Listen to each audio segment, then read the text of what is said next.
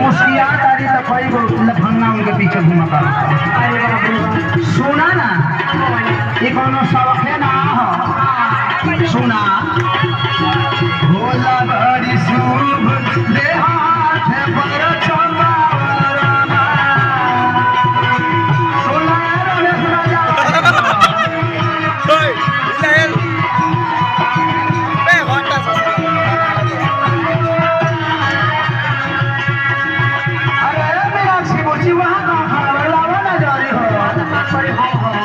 सुना भोला बड़ी शुभ देहात